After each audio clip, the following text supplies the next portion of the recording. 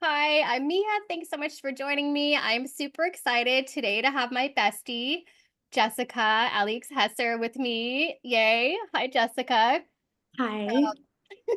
I wanted to just well, before we jump in, I just wanted to remind everybody that we are organizing a gathering, me, Mercado Sagrado, and a number of amazing visionaries and guides, organizing a gathering on Kauai, June 5th through 8th, and I'll put the link below. I hope you'll join us there. It's going to be really beautiful, just like-minded gathering of kindred spirits and nature, and I'm very excited for that. And so today, Jessica and I have been, we chat all the time, and we always feel like, oh man, like this would be a great, conversation to share. We're always wishing that somehow we could just take all of our voice notes and put them into a podcast for you guys. But we've collected some of the recent thoughts and ideas we've been sharing, and wanted to dive into it today. And it's really a conversation. It encompasses so much, but to me, it's almost like the war on beauty and the war on vitality, and kind of reframing that conversation. And I've talked about this in different ways, like with Honey, and even in the recent conversation with Ethan. Um, and there's so many aspects to it, but I wanted to just first read a little bit from a recent Substack, and this was kind of around, well, it really around all of the shift, the huge shift that's happening right now, and that as we move this shift, there's so many topics that are coming up to be discussed now between, like, here between me and Jessica on the world stage, and it's really so that we can recalibrate and bring about change, expose all the places where we, both within and without as a culture, have been out of alignment with divine law, so that we can consciously choose something higher or better. Um, and I wanted to share this quote from the Substack about the Hegelian dialectic, because this really helps me start to see where we've accepted programming from. I'll just say the powers that were, because they loved social engineering, and they really wanted to get into our heads so that we would manifest their vision, not our own. Okay, so the Hegelian dialectic, or problem reaction solution. This method basically involves fabricating or intensifying a problem, intensifying a problem or creating the problem, offering a draconian solution, then settling for a quote unquote compromise that nevertheless furthers the intended goal. So, like, what that means to me is basically like, okay, with vitality and health, it's like, we've been bombarded with programming that makes us not love ourselves and feel uncomfortable in our bodies, with literal poisons from the food, the air, everywhere, plastics, what have you. And then they're like, oh, you don't feel good? Well, here you go. Do this or do that. And it's all very sticky and icky. And it brings up a lot of black and white thinking and just divisiveness, and essentially not a real solution, just weaponized solutions. Um, and so yeah, Jess, I know we've been talking about this so much. Um, yeah, like if you want to just kind of share kind of what your kind of thoughts are about that, because it's like how do we reset the whole conversation, basically? Yeah, I'm about to be 44, and it's something that I've been thinking about a lot this year. Like, I'm going through a very big transition year. I mean, my kids just grow up into adults. It's in my astrology, it's all over the place. Like, this is a big midlife change year for me. And so, I've really been in that process. Like, I've been in that process, and it's been a pretty, deep and enlightening process, but in particular, and multi-layered, right? But in particular, these conversations I am seeing around having to do with things like beauty and aging, uh, and these transition phases in our, midlife or even later years. I'm not enjoying any of the conversations. And so this is where I've been talking with, Mia about it, because we have such good rapport, and, we're on the same page a lot of the times, and we're good friends. But yeah, I was excited to have this conversation just to offer like a different perspective, because I'm not resonating with the conversations that I'm currently seeing. And I see a few pretty common themes in people's response to things like aging and beauty, and aging and beauty together, like not even separate, but how these things, how we relate to these things like beauty as we age. And what I see is, one stream is, obviously people that are moving pretty deeply from fear, and this is evident in the kind of things they're doing to their bodies in an effort to look young or remain young, um, that are, I would call more or less a form of self-harm.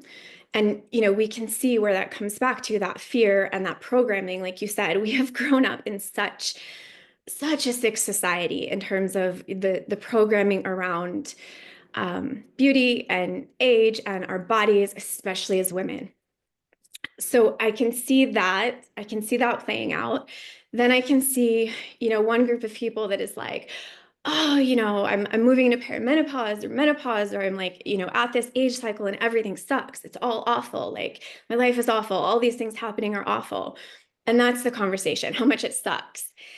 And then I see another conversation, which is more interesting to me, but then also takes a spin that I don't necessarily resonate with, which is, there are periods of initiation here as we age that are really beautiful portals for us to move deeper into ourselves and shed a lot of what is not true to us.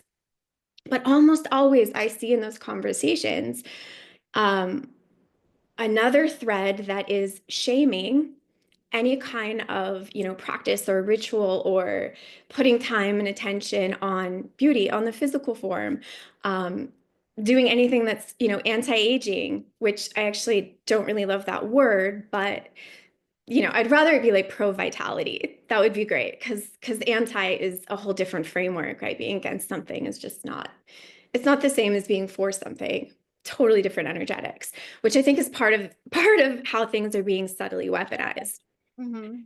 So anyways, like I'm just seeing these conversations and I'm like, it's kind of a no across the board for me. Whereas the other conversation where we don't have to be sourcing our worth in how we look the way we've been programmed to, like we'd freed ourselves from that. We don't have to be terrified of aging. We can be a yes to doing the things that feel good to us, that enhance our vitality or that enhance our beauty, even. Like that doesn't have to be shameful or vain or shallow. I mean, for me, it's part of being a woman. Like that's part of my joy and expression as a woman. Um, and where do we start to, like you said, break down the actual programming around what aging is and what is the experience and what actually has to happen and what is actually possible? Yeah. Yeah. Yes, yes, yes. Because it's just not a lot. Yes, those conversations are not expansive feeling to me either. And I think there's just a lot left out. But also, like, we're also moving through this disclosure of like who we really are and where we really are and what is this realm really, and the holographic reality and quantum physics, and things aren't as fixed as we thought. And we weren't taught that. We weren't taught that biology of belief, right? That our thoughts shape actual, form. Like, so if we speak to ourselves badly, if we look in the mirror and are like, "You're ugly and I hate you," like how terrible that is. Like we want to lift up. We want to be supporting with our belief systems, with our what thought forms that we're putting out there. So like the programming is so deep. It's like we don't know who we really are either. I believe we used to, that our DNA has been tampered with, and that essentially we're meant to live as long as we choose. I think we're evolving back into what we used to be in that way.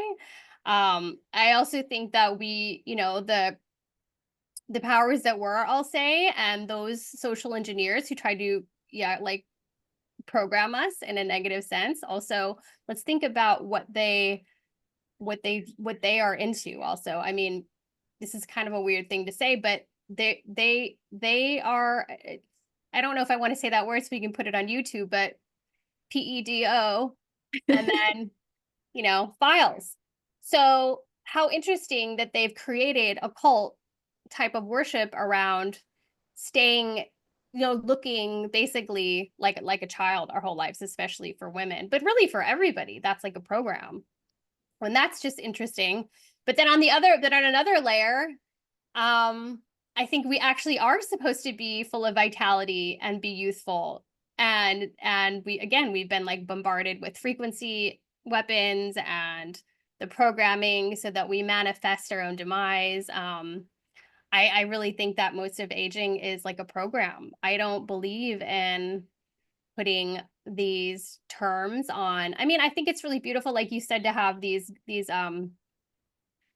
sort of like rituals around certain times in our life, but I don't buy into menopause. I'm just going to say, I don't think menopause is a thing. I think it's a program we've been given, and then we've been told that there are these attributes that go with it. So look out for them. Therefore, we're manifesting them. So if I know what they are, I'm going to manifest experiencing those symptoms. And then I'm going to, oh, well, that's what it is. I've been told that's what it is.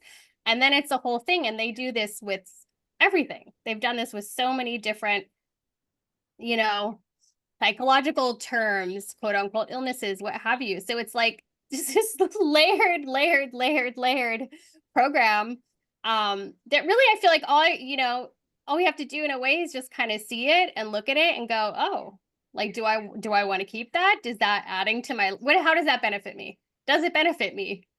And then we can kind of decide. And that might just sound crazy to some people, but I truly believe this is where we're going.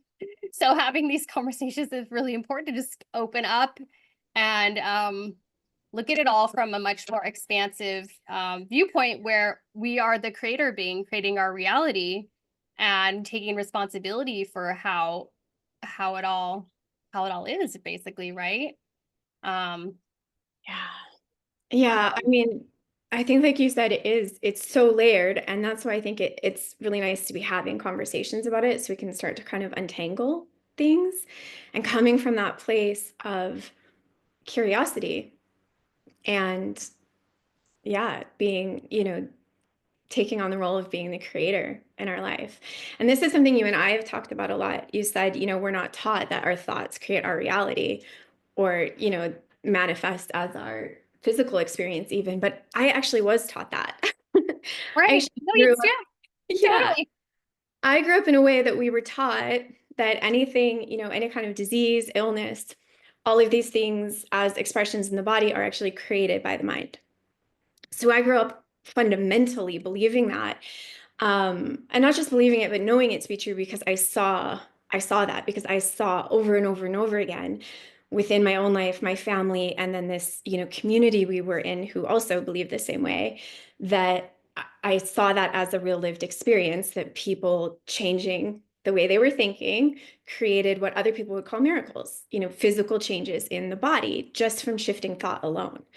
So for Yeah. me, like I'm always anything I'm met with as some sort of um, anything I met with in the world, to be honest, when I'm told this is true, I always have this piece of myself that's questioning, but is it? Is it really? Yeah. And I'm not going to know unless I get curious, take responsibility for being a creator in my life, and then go experiment with it. Go try, go see and find out. And so that's where I want to be at with the aging thing. I And love that. we Yes. have so much programming around it. So if we're not willing to be curious and to take the responsibility of being a creator, then yeah, that's going to be our experience.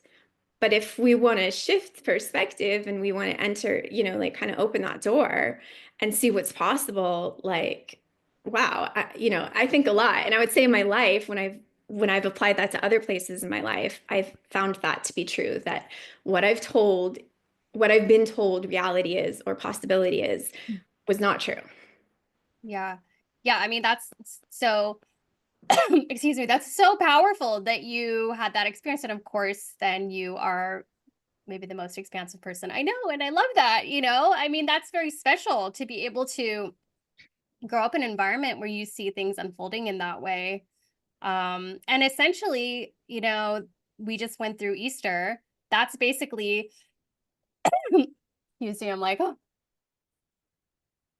I mean, that's what's interesting about there's a lot of talk about moving into Christ consciousness, and that's kind of the evolution we're going through too. You could call it the crystalline body, Christ aligned, Christ consciousness, but essentially for me, outside of religion, it's like the Jesus message is basically what you just described, Jessica. It's basic, and that's that. No, we are supernatural. You are supernatural. He was like, no, you can do this and more.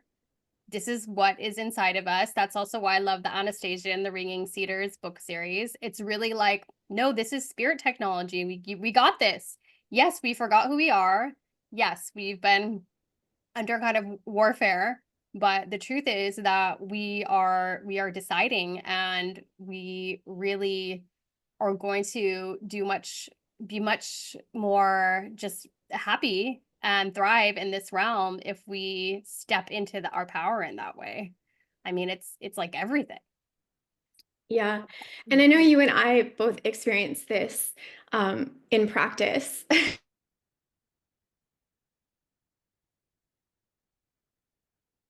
Uh-oh. Did I Oh, lose did I you? cut? You Yeah. froze. Okay. Yeah, I don't know. Will you say it again just in case? Yeah, I don't know where I stopped. I was saying that I know you and I really experienced this in like a very applied way during the pandemic because we Yeah. were being told things were a certain way. And our position to that was, I don't think so.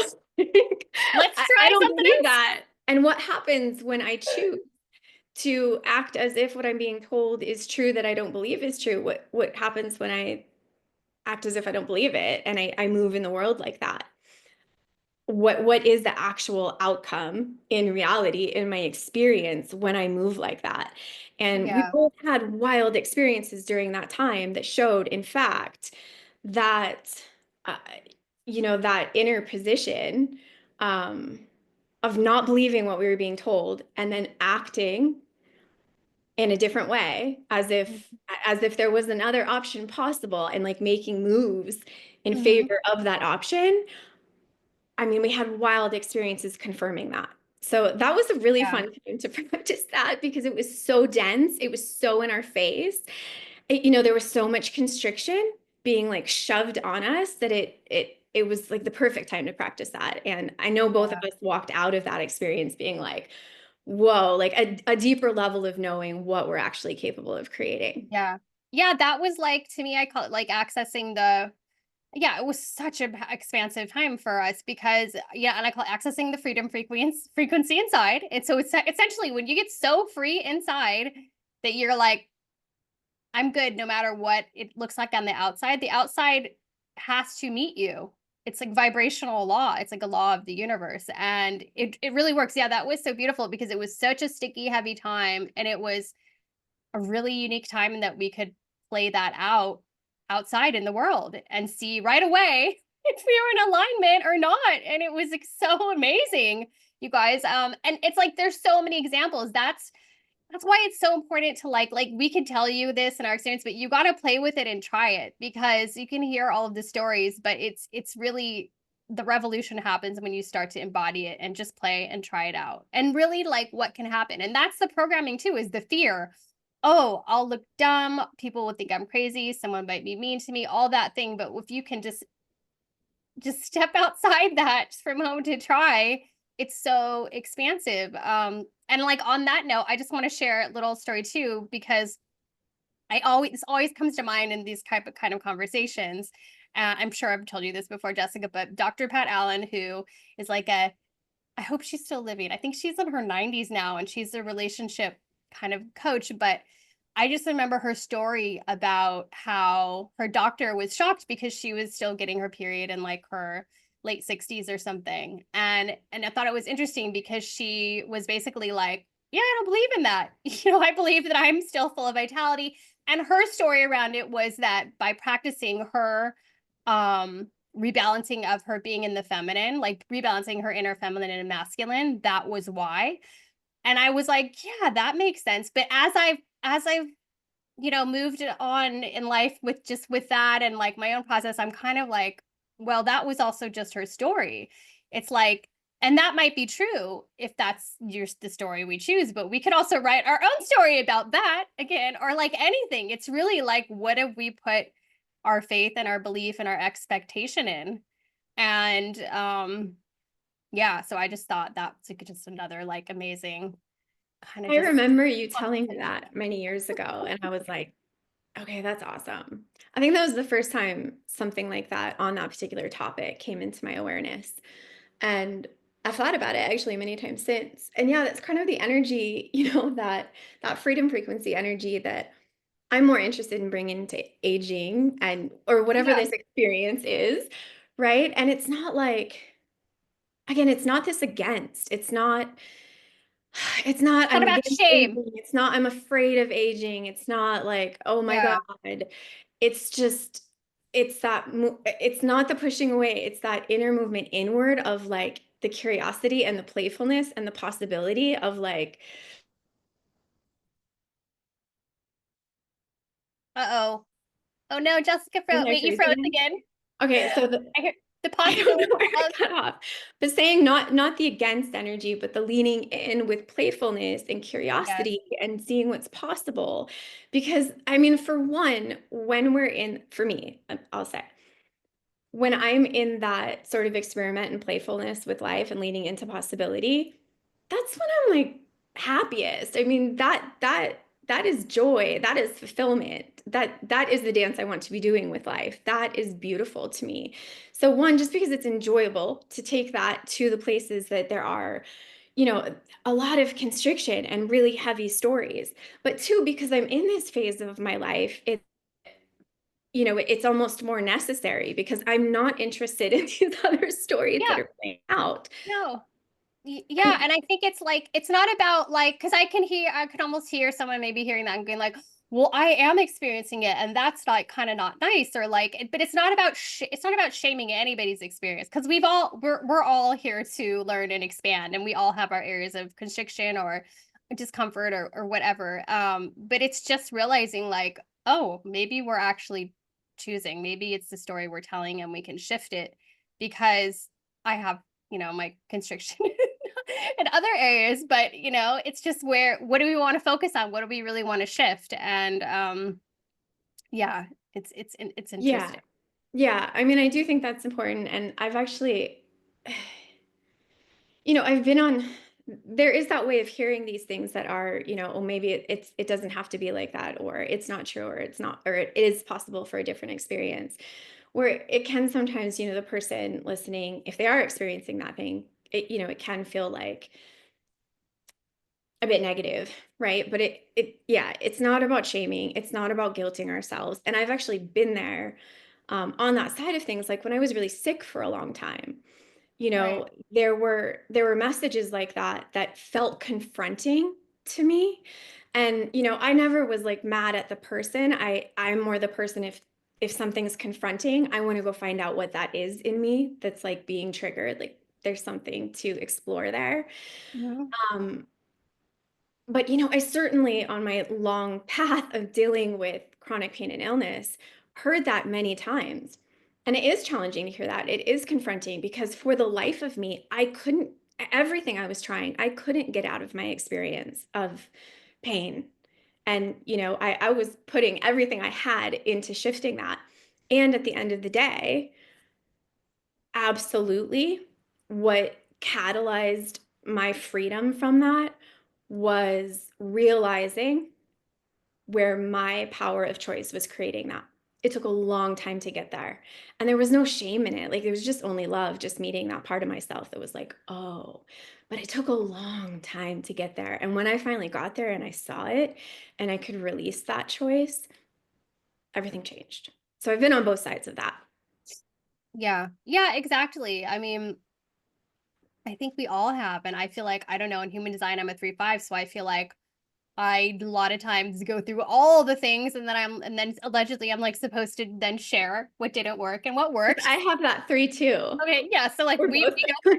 So like, I'm 46. I feel really expansive about vitality, but I've been through all the different things, right? Like I honestly haven't had health insurance in over 25 years. So I've been unplugged from the system for so long. I think that's helped me. And I have done like I'm adopted, so I got really curious and did the DNA test. Even though I know about the DNA test, I figured like I don't care, I'm curious, I'm gonna do it. But I never read the parts about where they would tell you what your health background is, because I don't want to know, because one, I don't know if they're going to be right. Two, I believe that we either activate those things or not, again through like our consciousness, through our how we're taking care of our body, whatever. And so I didn't want to put that into my mind. So I mean, I've been thinking that way and kind of trying to reprogram myself in that way for a long time. But along the way, I've also been curious, and even I've tried Botox. I've done things that I'm like, now I'm like, oh, I don't ever want to do that again. But I have tried some of the things that I now feel like, oh, that's yucky. I want another way. And you know, because the truth is, and why I did that at that time, I could go into where I was at, but it's really, I think also unraveling that like it's okay for us to want to feel, to be in vitality, to want to feel healthy, to want to feel strong, to want to feel good. I've been overweight a lot. It didn't feel good. I didn't like it. I didn't feel healthy or strong in my body. So it's so that it's like there's so much shame around also just like desiring to feel like a beautiful, healthy, strong person, because in our culture with all the programming, it's either like you're this or you're that. So then there's like okay, well, you're vain if you're choosing that, if you're looking for that. And often, right, that's like kind of like a loop that's happening in maybe the holistic health world. It's like, okay, so since we're rejecting all of these treatments that are kind of, I do feel like are causing harm to a degree, then are we not supposed to do anything? We're just supposed to throw the baby out with the bathwater. It's like, because it's like what the beauty, and it's beauty has been so desecrated. I mean, that's why that's even like the conversation I had with Honey about art. It's like, why have they been ruining all the Tartarian buildings and giving us all of these boxes? It's because they beauty is harmony and beauty is vitality. So it's like we have to recalibrate just that conversation in a wholesome way so that it's not so yucky. Because if you look on television, it's like, who's having that conversation? The Kardashians. It's like they're not a wholesome, healthy version of the conversation, right?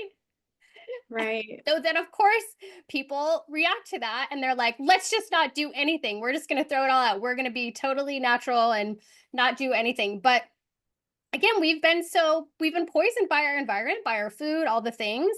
And I feel like, and I feel like you feel agree, like if I feel inspired to use some sort of products, and again, now I'm like, okay, I want to choose products that are life-giving, or I want to do activities that are life-giving.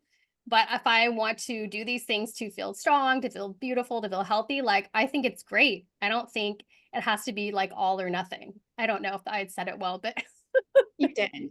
You did. Yeah. This is where I'm really at with the conversations I'm seeing around this space, particularly women my age, being either like the Kardashian zone, or not just a rejection of anything that would be,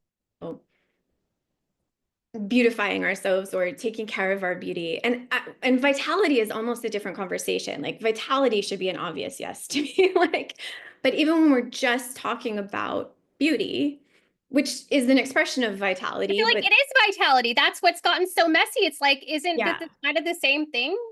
But It's I like, mean, I mean, even the conversations I'm seeing about like what, for instance, I see conversations online where there are women who are saying, you are wasting your precious life force as a woman, and it's somehow positioned as degrading to the depth of your being as a woman right. to do things like even use anti-aging creams. Again, I don't love the name, but like that's, yeah, that where we're bouncing from one to the other, and we're creating shame around things that are actually for most of us natural impulses, like especially for women, connecting to beauty and pleasure and having beauty practices. I'm not saying for all, and everybody gets to be where they are, but there are a lot of women that is a natural impulse for us. That is the natural expression of our femininity. And so to be told that's somehow shameful or shallow or vain it's, yeah, that's hard for me to take in. And I've been like you, because we have that three line in human design. I mean, I will say I was deeply affected by social conditioning around, my worth as a woman growing up to an Mm. incredibly harmful degree. And I did things that were incredibly harmful to myself. Oh no, you froze. Let me see. Let me see. Oh, I Should cut again. Oh, it froze again. But It's my I mountain heard Wi-Fi. no, all good. Where did I cut? Hey, you had done incredibly harmful things to yourself. Yeah, so when I was in my young 20s, I actually got breast implants. And in my whole life of having many paths, that it's truly the one thing that I really regret in my life. The amount of damage that inflicted on my body and my health and my spirit is sort of incomprehensible. Um, so in repairing that, I had to do like the deepest inner work of my life was when I chose to remove those. And I was left with the, kind of gaping emotional wound that was the catalyst for that decision in the first place. And it was truly the deepest, hardest work I've ever done in my life. And I made a choice at that point. I was like, wow, I saw how I had absorbed this conditioning. I had absorbed these ideas about myself from outside of me. And I had to start to untangle them. And in that untangling, I needed to essentially abstain from doing anything related to beauty or like our standard expression of being a woman, even in the world, so that I could find out what was mine and what was true and what wasn't. I stopped shaving my legs. I stopped shaving my whole body. I stopped cooking in my home. I completely changed how I dressed. And I stopped wearing makeup for years because I needed to come back to a neutral space Um, in order to find out what was mine and what wasn't. And when I had finished that healing, I decided I like the feel of my legs when they're smooth. And I actually like putting makeup on and I like dressing, expressively, like how I want to dress that feels feminine.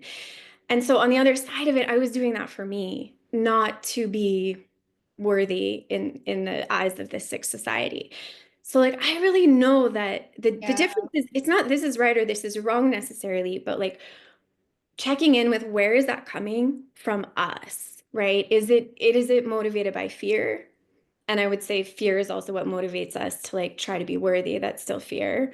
Or is it an expression of life? Is it life giving? Is it life affirming? Is it an expression of, does it honor the sacred heart of life? And these are now yeses for me. Like if I were to go get cosmetic surgery, that would be a major no, and I will never do that.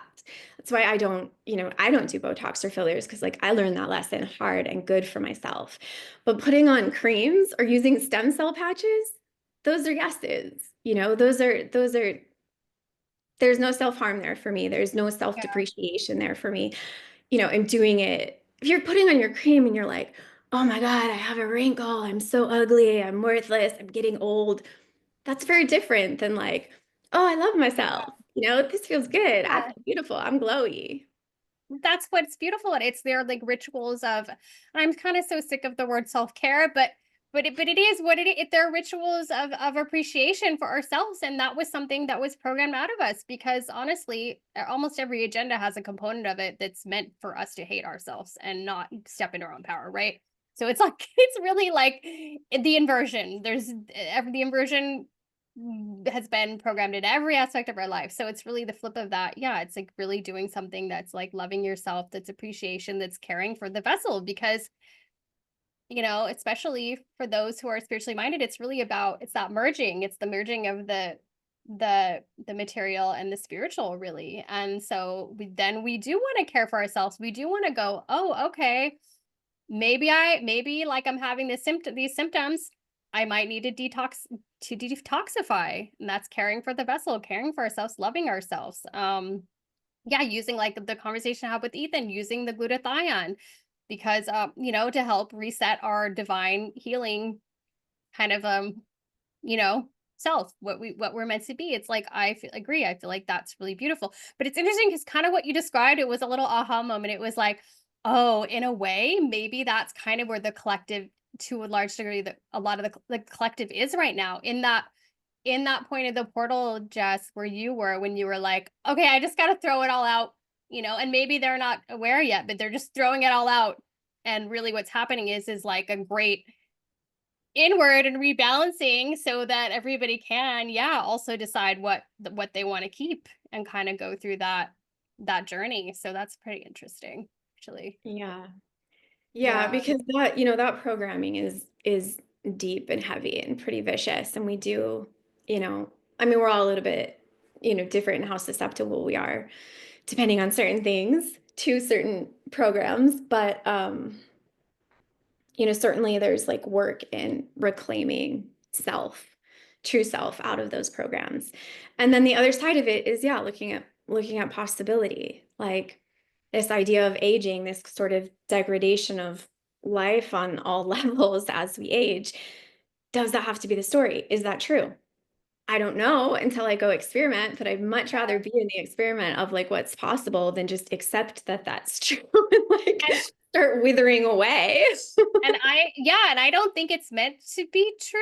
And I know that, yes, it would, people would be like, well, everybody dies. And it's like, well, so far, things can also change. Like, what if what we're having these conversations because we're about to step into, the frequency is rising, step into like a higher density version of ourselves, maybe what we used to be before the fall, frequency wise. And what if that means that we don't, we really are kind of immortal beings, and we choose when we leave this existence. I mean, we've talked about the med beds here before, and I don't even know if we'll need the med beds forever, but that could even be like a bridge technology to really shifting and healing at a molecular level. I mean, so it's almost like maybe when we connect with that freedom frequency inside, that vitality freedom frequency inside, it's like when we're finally accept everything as it is, but also honor it and choose vitality for ourselves and choose practices that support that. Maybe that's like the portal to that next step up, which is like med bed land and higher density, where like, oh, we don't even really need to do anything because we could just reset and be healthy and vitality. I mean, it's like if you're someone who, is like tapping into beings like the Pleiadians or something like that. I mean, do they ever seem to present as aged? I think if they want to, they do. But at a certain point, at a higher density, I believe that beings are choosing like how we'd actually be consciously choosing how we appear, because reality isn't as fixed as we think it is. It's actually holographic and quantum. So I mean, that's like really taking it out there, but it's like, what if like that's why we're processing this, because that's where we're going. Yeah, I agree. I agree. I mean, I think the level of deception in what we've been told is true, and then therefore created and manifest and continue to manifest is like so far from what's actually possible and what's actually true that, it really probably just melt most people's minds. But that's direct. I mean, that's the big shift happening right now, is that we're shaking off, that false programming and those inversions, and remembering, the true human blueprint, that Adam Kadmon, which is that we are made in the image of the divine. Yeah. Then what is possible? Then what is true? Then what is real? And it's such an interesting time to be alive. And I love that like we can have the conversations in, these spaces that come up, kind of socially and also personally, that we can have the conversations that are like, okay, but what if that's not true? What if we can do this? Instead of just like, oh man, this sucks, or carrying shame, or being terrified, or whatever it may be. It's much Yeah. more fun. Sorry, say the last thing again. I said it's much more fun. Oh, it is much more fun. Yeah, and again, this isn't to make anybody feel bad about anything, because like again, like I've probably, whatever the thing is, like between the two of us, we've probably experienced it. And so we have compassion. That's the whole thing. We have compassion for ourselves and the process and for everybody else. And it's just been a wild ride to watch the social engineering and the programming, and they program in things like virtue signaling. So it's like, it just has confused everybody, because then in the programming, It's like, if you're a good person, you'll do this or do that. And it's all then manipulation and division, you know? So yeah, it's just, it's a wild ride.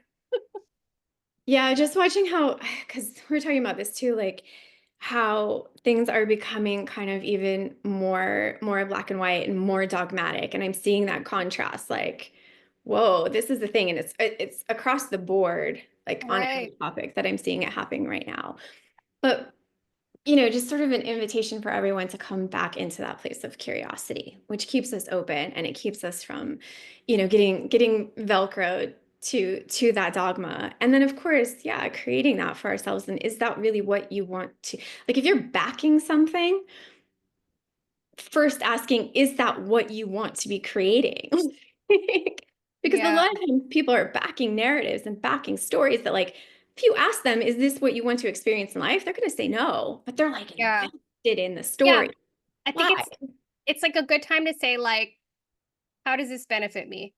Like, that someone posed that to me, and I was like, that's great. You can kind of ask that to any of the things I feel like you're talking about, does. It's just like, how does this benefit me? Choosing whatever it is, telling this story. Does it benefit me? And usually it's like, oh no, it really doesn't. Because I ask it myself sometimes. I'm like, oh, that doesn't, no, there's no benefit there. Okay, time to tell a new story, time to reframe, Yeah. recalibrate. Um, Yeah. it's a I surprise like it. sometimes. I'm like, oh, I really didn't see that before. It's like, what? To keep checking it. Yeah, because some amounts of that is just human nature. Like it's what we just do when we're running on programs. So it's those, inquiries or whatever we can do that allow us that step of like becoming self-aware again instead of running on the programs, running on the old tracks. Yeah. Yeah. Yeah, exactly. Because and that stuff is also really stressful, and then that creates like cortisol, and then it's like a whole loop. So it's like just good to just like breathe and take care, and like, yeah, just decide what we want to take in, what we want to keep. It's a big time of recalibration, and I really feel like it's deciding what we want to keep. It's that like scan and just see if any of it's true, if any of it really resonates, if it is benefiting us, and if you want to keep it, or like throw it out. And yeah, and for some of these things I also feel like it's like, even it's okay to keep it to ourselves for a while we're working it out, right? Because it is like, can be a very divisive, weird conversation. Like, it, like Jess was saying, like you're saying, it in the collective, it is right now. It's a lot of people saying you have to eat this way, or you're just wrong, or you got to do this thing, or you're just wrong. And it's like, everybody's just working it out, you know? Yeah, yeah. I mean, that too is kind of the larger conversation of, I think that we've chatted about too, of this, what's happening right now is people really being moved into understanding what true sovereignty is. And, Yes. as these systems that exist and have been existing that are not for our benefit, that are very much anti-life, as these anti-life systems begin to crumble. But really, this is what our world and what we're taught about the world comes from, these anti-life systems at this point in time. So this is crumbling, and a lot of people still don't have a strong enough connection with their own center to move through that like entirely gracefully. Try to say it nice. It's kind of I like, think so many people are still needing like the mhm, external authority, whether it's a person or an ideology that yeah, creates a sense of safety. But, the tribalism is breaking down. These systems and structures are breaking down. The authority has to be inner. It's between you and source, you and God, and that's it. And where that's not what it is, when that connection is outside of you, it's getting messy. yeah. That was really well said. Yes, I feel like that's coming up in all of the, like I wrote in that Substack, it was really talking about a lot of different things that are coming up right now to kind of be harmonized. Yeah, and it's like you said, it feels like no matter what it is, it's bringing us back to that. Yeah, to that sovereignty piece, and how free do we really want to be? And it's easy to want to like buy into something or try to control the process, but it's really like, that's why at the deepest level, you know, the people who are kind of waking up from the politics or waking up from the health or whatever. It's all coming back to what you said, Justin. It's all essentially it's a spiritual awakening, really. I don't know how else to say it, because at the core, it's, yeah, remembering who we are and how powerful we are, and we decide, choose. Yeah, Yeah. it's And crazy. choosing that, which is like exhilarating and an incredible experience, but can definitely also be scary, you know? Being that Yeah, responsible for yourself can can be scary if you're not used to it, because it's, in a way it's kind of like there's no safety net then. Like you, again, it just comes back to like it's you and source. What else is going yeah, to get you? yeah, and it really does work. But you're right. It's like little things, and we all are moving through different layers of it probably right now. And so I would just say, like, if you're wherever you're at with that, just be gentle and know kind of it's just like a process, you know. It's like, again, it's like something I mentioned. I'll just say offhand, because I feel like it's a good example of this, is like I haven't had health insurance in like 25 years. I didn't even realize it had been that long until recently. And I kind of was bouncing and I was like, wow. So it's like a trust muscle in a way, whatever little thing it is. And I still, you know, I'm still part of, I'll call it the sort of the matrix world in other ways. And I don't even think that all of the health stuff is bad. There are good things about it. But the point is, it's like when you put these practices into your life, you start to develop more trust in the universe, and yeah, that clarity around you're creating your own reality, and how, what do you want it to look like, feel like, what do you want to be a part of? And Yeah, that's, and also too, that's part of like, being willing and being courageous enough and like self-honoring enough to make your own choices and go your own way, even if, there's people, crowds, culture that, aren't in agreement with that, that are shaming you, that have loud opinions. Can we have, conviction in our own truth and our own path, because it doesn't need to be the same as someone else's. Like I get to make my own choices about how I relate to aging and what happens in my body and how I relate to beauty and what feels good to me and what doesn't. And it doesn't actually matter what anybody else does or thinks. Like right. that's my experience. So really, this is another big one happening right now, really like reclaiming that that just piece of being really self-honoring and standing in your own self and experience. And then everybody else gets to as well. Yeah. Yeah. Then it's like really, it's inspiring, because I'm inspired by you with that all the time. Yeah. It's just, and it can kind of be like a beacon. But yeah, I think it's a really beautiful time to, because of that, because it's also just feels better. You know, it feels much better for me to be choosing and not just going like, oh, yeah, I'm just gonna, disintegrate. You know, I'm just gonna, oh, I'm this age. I guess I'm just, it's too late for anything. It just all that programming, like none of it feels good. So No, um it doesn't. I mean, I was telling you a story about someone close to me that had this really heavy story around aging and what it was going to mean, and that because family members had experienced certain things, they were destined to as well. And, started to have maybe some discomforts in their body that like really quickly became this story. Well, okay, so it was like this person was having hip pain, and this person's mother had a hip replacement too, actually. And it really quickly turned into this story of I'm aging and I need to get my hip replaced. And I was watching this going like, wait a minute, you're not that old. There's nothing to indicate that it's like that extreme. And I was like, maybe you just need to stretch a little bit. Um, and but the person was like so wrapped up in this story, like it became this huge thing, and there was all this fear, and the pain was of course getting worse. And after a while though, got a little open and listened and tried stretching and everything was fine.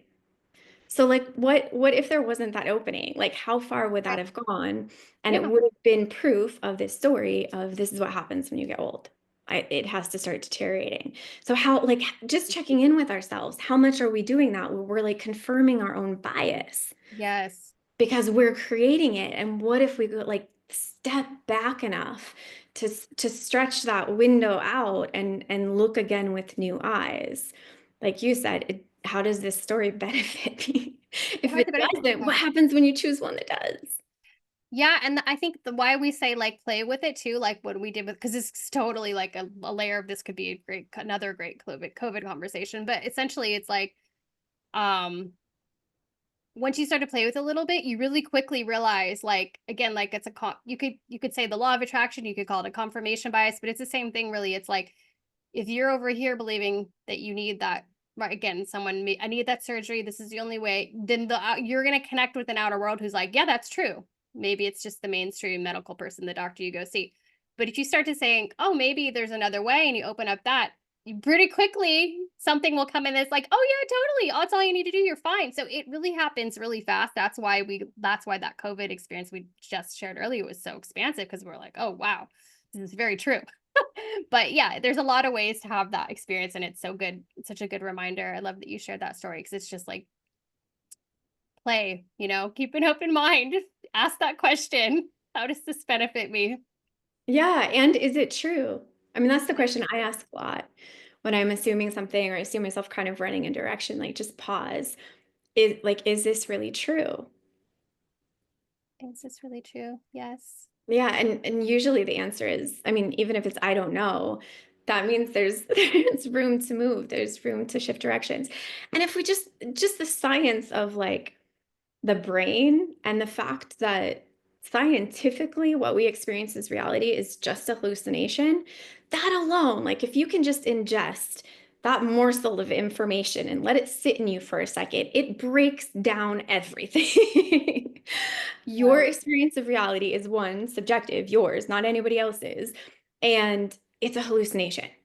So, good God, why wouldn't you not try to create, what you want and what is life affirming? Why would you not? Yeah, Unless it create a feels beautiful. really good to just like be powerless and be a victim. No, let's create a beautiful hallucination. I want to create a beautiful hologram, a beautiful hallucination. Let's Yeah. let's choose, like, why not choose that? How does that benefit me? That, yeah, even if I seem delusional to the outer world, like, who cares? Because I'm choosing that. It's that's the thing. You have to a little bit not care what people think. Yeah. You do have to stop caring. I mean, obviously we're human and I mean, I would just say like vet whose opinion you're caring about. There Right. there are people that I love and respect and admire, and when they're giving me feedback, I'm gonna care about that. It's gonna be open. But like, we're all on social media with, tens of thousands of people's opinions, and uh, you don't need to care about those. There's no No, reason to. no. Guard your heart and your mind. Yeah, totally. Yeah. This this was so fun. Is there anything else you want to touch on or share before we tune out? And I feel like this was a good start, and probably there are some more conversations because there are so many different layers. And I feel like at some point I would love to talk about actually the like, I mean, we're in this Aquarian age entry, and like the technologies and things that are coming online to support us in staying vital. And that's pretty amazing and exciting. So I feel like we have probably other conversations, but I think this is a good one to start. Yeah. I know there's so much. I know, totally. Yeah, that's the thing. It's like there are like, I mean, the med beds are the obvious one, but it's like there's so many other things that are just affirming and can help. Yeah, I think that's a great conversation. There's so much. I mean, we could chat forever. We'll have to do another one. We'll do a follow-up. We'll do a follow. Thank you so much, Jessica. This was Uh, awesome. you're so welcome. Yeah, it was my pleasure. And thanks you guys for joining us. Thank Aloha. you.